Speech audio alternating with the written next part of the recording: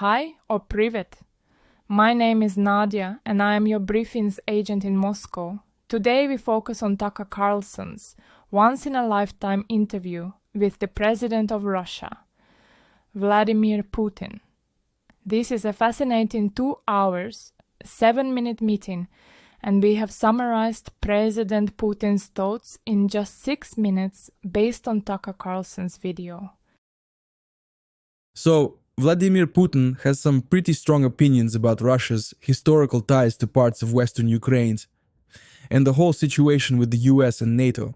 He feels that Russia has a legitimate claim to these territories, citing a long and tangled history with both Poland and Ukraine.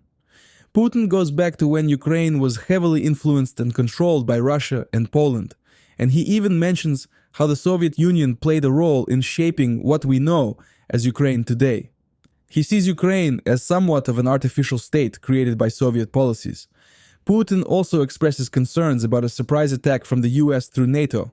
He reminisces about his road trips through the Soviet Union in the 80s, where he encountered Hungarian communities in Ukraine that managed to preserve their culture despite Soviet rule.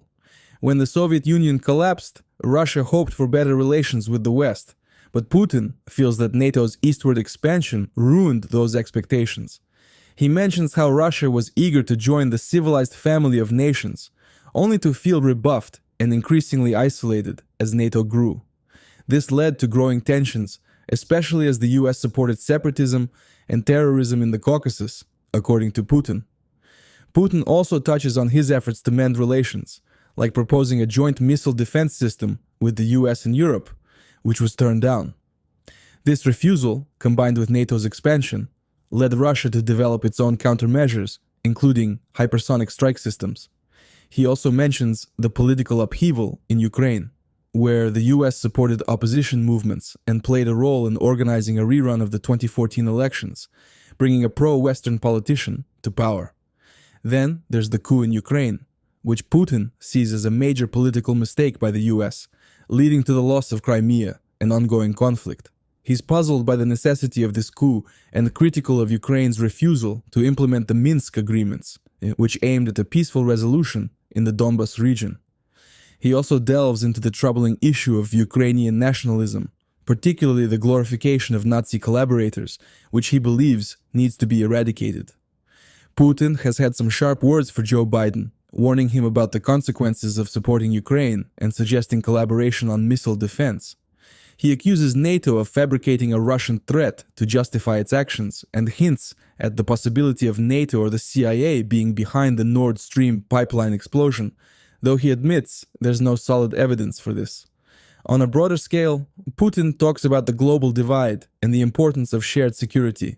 He criticizes the US for using the dollar as a political weapon, which he believes is backfiring by decreasing its use in global trade.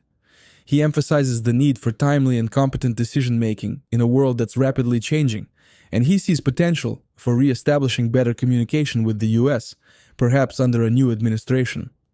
Sanctions against Russia and their impact are also a key point for Putin. He suggests that these sanctions hurt the US economy and calls for new, forward-thinking global leaders who can navigate the shifting economic landscape. NATO's expansion and its encouragement for Ukraine to join are seen as provocations that led to Russia's military actions. When it comes to negotiations, Putin feels the Ukrainian president has been influenced by the US and Europe, despite having the freedom to settle the conflict. He also highlights the deep roots of Orthodox Christianity in Russia and its role in shaping the country's values, contrasting them with what he sees as the more superficial values of the West. Putin discusses the potential for an AI empire and the need for international regulation of genetic research and AI development. He underscores the importance of cooperation in these fields to prevent existential threats. Lastly, there's the topic of imprisoned individuals. Tucker Carlson asked Putin to release a Wall Street Journal reporter in a possible exchange for a Russian intelligence officer. Putin accuses the American of espionage and emphasizes the need for calm, professional dialogue to resolve such issues. He urges Ukrainian leadership to negotiate with the US to prevent further escalation and believes that the West is realizing the difficulty of defeating Russia, predicting that the unity of the Russian people will ultimately prevail. We hope you found this summary interesting and informative. If you did, please like, subscribe, and hit the notification bell. To watch the original 2 hours, 7-minute interview, click the link below. Goodbye from Nadia. Have a nice day. Do svidaniya.